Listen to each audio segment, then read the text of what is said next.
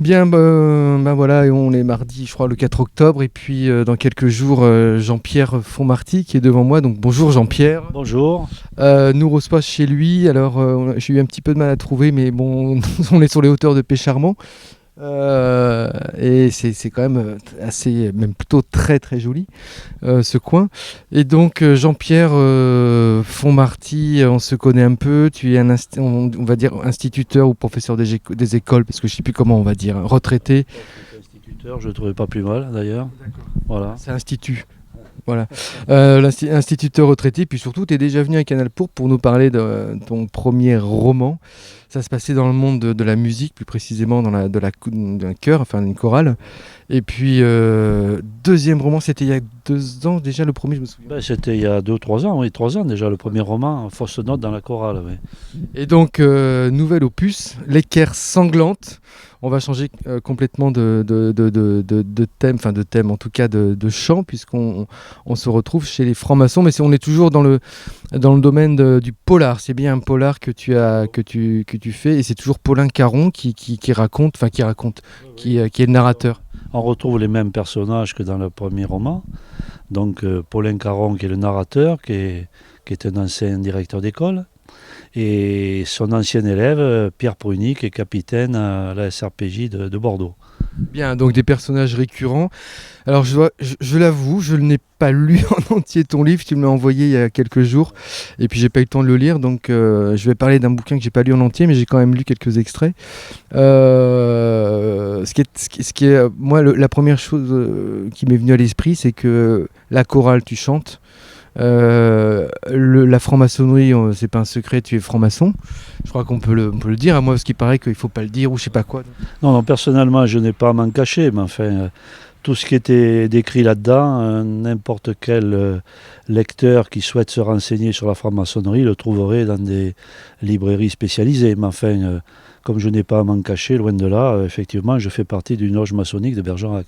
Bien, mais moi je m'en cache pas non plus, parce que j'en ai été, hein. J'ai été franc-maçon, je sais plus combien de temps, une petite dizaine d'années je crois, et on s'était rencontrés d'ailleurs dans ces lieux, enfin j'étais pas dans ton atelier, qui n'a pas la même configuration sociologique, mais on s'était rencontrés. Bref, donc le monde de la franc-maçonnerie, alors justement tu viens de dire, n'importe quelle personne qui veut se renseigner trouvera tout. Moi, ce qui m'a frappé quand même, c'est que dans les passages qui concernent le fonctionnement de l'atelier, c'est assez bien détaillé, hein. Il y a tout le rituel qui est développé. Est-ce que tu ne crains pas qu'on te fasse le reproche dans le milieu franc-maçon associatif? Est-ce que les frères peuvent te dire, mais enfin, tu as dévoilé des choses qui appartiennent à notre rituel?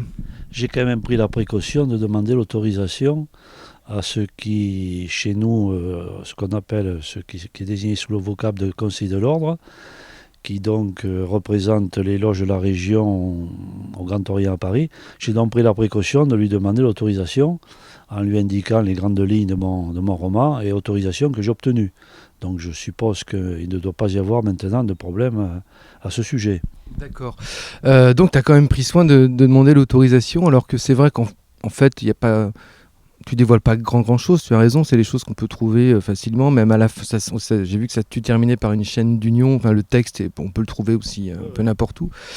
Donc ça, voilà, c'est réglé. Et par contre, moi, ce qui m'a aussi frappé, c'est qu'il y a beaucoup de noms que j'ai un peu reconnus, enfin des prénoms et des noms, et je me suis douté, bon, évidemment, comme je sais aussi, puisque j'étais aussi dans ces loges maçonniques, je connais un peu quelques personnes, et là, pareil, t'as pas de crainte que les gens se reconnaissent? Alors il y a deux personnages réels, si l'on peut dire, dont je n'ai pratiquement pas masqué les noms, avec leur accord. Parce que c'était à ma façon une façon de leur rendre hommage à l'un et à l'autre pour leur parcours maçonnique, pour leur engagement. Et donc je leur ai bien sûr avant demandé leur autorisation avant de les citer finalement sans cacher pratiquement leur nom, quoi. Voilà. Bien, on va revenir au fond et à l'écriture. Ce qui change, à moins que tu voulais ajouter quelque chose par rapport non. Concernant l'écriture, ce que j'ai pu voir aussi ou lire un peu comme ça en diagonale, c'est qu'on a un saut, une sorte de saut dans le temps. Ça commence en 68, si je ne fais pas d'erreur, et puis après, bing, on se retrouve transporté en 2016. Et d'ailleurs, on peut le dire qu'il y a un meurtre. De toute façon, c'est un polar a lieu donc en 2016. Alors, est-ce que tu peux nous dire pourquoi est-ce que ce qui change d'ailleurs par rapport à ton précédent roman, pourquoi cette volonté d'avoir voulu, et puis en plus ça se répond, écrire à deux moments différents? Oui, c'était, comment dirais-je, j'ai eu cette idée pour donner un petit peu d'intérêt à l'intrigue aussi. Donc ça démarre lors des événements de mai 68, dont on a beaucoup parlé, dont on parle moins, mais j'ai eu l'idée un petit peu de repartir de cette période, puisqu'on retrouve en 2016 la fille d'un des protagonistes, donc si on peut dire, de mai 68. Voilà, il y a ce lien, et elle est donc venue, peut-on dire, pour assouvir une certaine vengeance par rapport à son père, qui selon elle a été victime d'une injustice. Et donc ça va se dénouer effectivement dans cette loge de Bergerac. Voilà. Mais l'idée de départ, c'était uniquement de reparler un petit peu de ces événements, cette révolte de mai 68 avec les violences qui ont eu cours à cette époque, bien sûr, comme chaque fois qu'il y a ce genre de manifestation. Est-ce que tu vois un lien, j'imagine, un lien, c'est pas le hasard qui t'a fait choisir 68 et le monde maçonnique d'aujourd'hui, est-ce que tu vois un lien dans l'engagement, ou en tout cas ce qui s'est passé en 1968 et l'engagement maçonnique? Bien, j'y vois un lien en ce qui me concerne, du moins, au moins ça, c'est-à-dire que je suis rentré en maçonnerie peu après 68, pour des raisons diverses, mais certaines qui étaient liées avec les idées qui avaient été véhiculées par mai 68.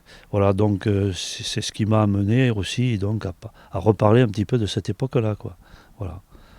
Mais ceci dit, ensuite, je ne suis pas du tout certain que la maçonnerie eut à gagner ou à perdre en adhérant, en idée, suite à la révolte de mai 68. Je ne crois pas. D'accord.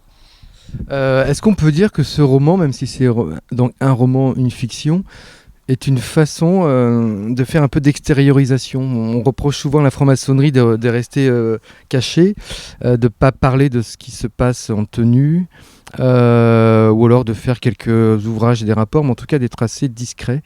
Est-ce que pour toi ça a été un moyen d'extérioriser ce que tu vis en franc-maçonnerie? J'avais deux motivations, disons, principales. La première, effectivement, ça a été un petit peu de faire savoir ce que nous vivons et ce que la maçonnerie nous apporte. C'est très important pour moi, ça a été très important. Et la deuxième raison, c'était un petit peu pour mettre en garde les francs-maçons sur les risques que de nouveau ils semblent encourir, puisque nous savons, l'actualité nous l'a montré, qu'il y a eu des attaques verbales, parfois plus violentes, envers des immeubles maçonniques. Notamment le siège du Grand Orient à Paris, il y a 2 ans, a été tagué. Il y a eu une manifestation de groupes d'extrême droite devant l'immeuble avec des propos extrêmement violents. Il y a quelques mois, je crois que c'était au mois de mars de cette année, devant l'école de magistrature de Bordeaux, il y a une manifestation aussi où les manifestants prétendaient que la franc-maçonnerie verrouillait la justice. Voilà. Donc, disons, modestement, j'ai voulu dans ce roman aussi mettre un petit peu en garde les francs-maçons sur malheureusement les risques qui semblent de nouveau se faire jour vis-à-vis de la franc-maçonnerie. Est-ce que tu penses pas que c'est un petit peu, peut-être un peu brutal, mais fantasmé, ces attaques, cette victimisation? Alors, moi je me souviens quand on était au Lange, on parlait souvent de Vichy, de ce que le régime de Vichy avait fait à la franc-maçonnerie, et c'était comme un référent absolu par rapport à ce qui ça peut se reproduire, etc. Taguer les murs de la rue Cadet, je crois d'ailleurs que ça apparaît dans ton roman, je crois que tu y fais référence, il me semble, je sais plus. Taguer les murs de la rue Cadet, finalement, bon, est-ce que c'est une menace enfin, une menace forte contre la maçonnerie, ou c'est pas enfin, tout simplement un signe de bêtise, de mouvement d'extrémistes? Est-ce que vraiment il y a des craintes à avoir par rapport à la sécurité des francs-maçons, tout simplement? Non, je ne prétends pas que ce soit une menace très forte, mais enfin, il y a quand même des signes récents. Hein. Bon, jusqu'à présent, ça n'est resté qu'à des agressions verbales. Bon, certes, mais enfin, il est certain que le Grand Orient de France a mis en place, pour entrer dans ces locaux, des moyens de sécurité maintenant qui n'existaient pas. Donc je crois que sans vouloir dramatiser, il faut quand même être conscient que de nos jours, la société étant ce qu'elle est, les gens n'ayant plus de repères, les gens étant mal dans leur peau ou dans leur vie quotidienne, comme d'habitude, cherchent des boucs émissaires. Ça a été à une époque les juifs, les francs-maçons, enfin toutes les minorités, tous ceux qui s'entourent peut-être d'un certain mystère. Bon. Ceci dit, il fallait bien aussi que je trouve une idée un peu percutante pour mon roman, donc j'ai peut-être poussé un petit peu, mais on fait la chose, mais voilà. Ok, est-ce que toi-même, tu as ressenti cette haine, bon, à part certains mouvements qui sont pas vraiment présents à Bergerac, quoique, mais cette haine de la maçonnerie qui est tellement présente que tu t'es forcé, bon après il y a le secret aussi, on ne doit pas dévoiler, etc., mais est-ce que ça t'a poussé à ne pas trop dévoiler ton appartenance, ou est-ce que tu as ressenti ça? Oui, alors mon appartenance, comme tu peux le constater, je m'en cache pas, puisque... oui, non, mais beaucoup de personnes à Bergerac la connaissaient déjà. Hein. Donc je ne m'inquiète pas, hein, surtout à Bergerac, bien sûr, même dans beaucoup de loges de province. Bon, mais je crois qu'il faut être vigilant, c'est tout, quoi. Bon, on ne sait jamais comment la situation peut évoluer, malheureusement, dans notre société un peu en perte d'idées, en perte d'humanisme, quoi. Hein, voilà. Bon. Dernier point sur la maçonnerie, puis après j'aurai une question sur l'écriture. C'est comment tu expliques le fait que les maçons sont invisibles dans l'espace public au sens de débat, bon, à part l'émission qu'il y a sur France Culture, et puis quelques marronniers de l'été, comment est-ce qu'on peut expliquer que, alors qu'il y a des réflexions qui émanent des ateliers, finalement ces réflexions elles ne sortent nulle part, soit à Bergerac, soit ailleurs, ou alors il faut les chercher, quoi. Bon, ça c'est la question récurrente que nous posons tous, les membres des loges de province, à savoir que tous les travaux sur lesquels nous bûchons, nous planchons, comme on dit, bon, on a l'impression effectivement qu'ils ne ressortent guère dans le grand public. C'est un gros problème, sans doute à résoudre. De notre côté, le Grand Orient de France, quand même, et d'autres obédiences maçonniques, mettent en place des colloques.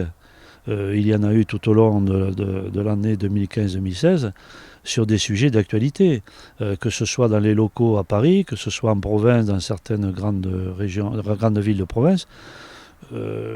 Notre précédent grand maître a fait des interventions régulières sur les antennes radio et télévisées. Je crois qu'il y a quand même un gros effort maintenant, ou de nouveau, je ne sais pas, mais maintenant, pour faire connaître nos idées. Bon, ensuite, effectivement, que les travaux des loges ne passent pas trop dans le public, c'est tout à fait regrettable et on n'a peut-être pas encore trouvé la façon de faire. Mais je pense quand même que la maçonnerie s'exprime de nos jours, hein, pas que sur France Culture. Bien, on va revenir à L'équerre sanglante, un titre particulièrement sanglant. L'équerre sanglante, comme disait Gilles l'autre jour, avec le compas c'était encore plus évident, mais quoi qu'une équerre ça peut se faire du mal aussi. Par rapport à l'écriture, mais comme j'ai dit tout à l'heure, j'ai pas eu le temps vraiment de parcourir le livre totalement. Est-ce que tu as modifié, ou est-ce que tu as senti qu'il y avait une sorte de modification dans ta façon d'écrire par rapport au premier, plus facile, moins facile, ou je sais pas, autre chose? Bon, moi j'ai pris autant de plaisir à écrire ce roman que le premier. J'ai pas eu du tout la volonté de changer de style. Maintenant, quelques personnes l'ont déjà lu et j'ai au moins 2 fois cette réflexion. Il me semble que ton style est plus aéré que dans le premier, bon, roman, etc. Mais honnêtement, j'ai pas du tout travaillé en ce sens. Hein. Bon, J'ai vraiment pris beaucoup de... C'est plutôt une bonne nouvelle.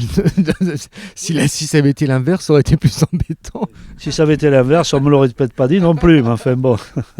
Non, mais bon, j'ai pas travaillé particulièrement un style par rapport à un autre, hein. D'accord. Bien, bah écoute, pour les signatures, c'est chez Montaigne, samedi 8 octobre à 10h, la librairie Montaigne. Et après, je crois qu'on doit pouvoir le commander, sinon aller chez Montaigne ou le commander sur Internet, je crois, non?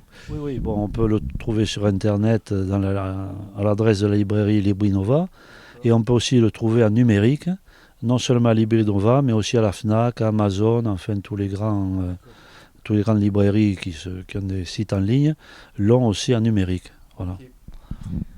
Bah écoute Jean-Pierre, très bien. Je sais pas si tu voulais ajouter quelque chose qu'on n'aurait pas évoqué dans cet entretien. Non, enfin, je peux simplement dire que ça se passe toujours dans la région de Bergerac, hein, voilà, c'est toujours un roman très, très régional. Et j'en profite toujours pour faire passer quelques descriptions sur la ville, sur les environs, quelques idées personnelles aussi, sur la vie et sur les relations que l'on peut avoir avec ses semblables. Voilà. Bien, le chant, la franc-maçonnerie, le troisième roman, je crois que tu fais du vélo, ça sera dans le cyclotourisme? Non, enfin, ça ne sera pas le vélo, mais j'ai déjà une petite idée pour une autre activité que je pratique. Mais enfin, comme ça n'est quand même qu'au stade d'une idée très légère, je ne vais pas m'aventurer à faire des pronostics sur la sortie, hein. Voilà. Okay. Nous verrons ça en temps voulu. Très bien, ben merci beaucoup et puis bon courage pour la vente de l'équerre sanglante. Merci beaucoup.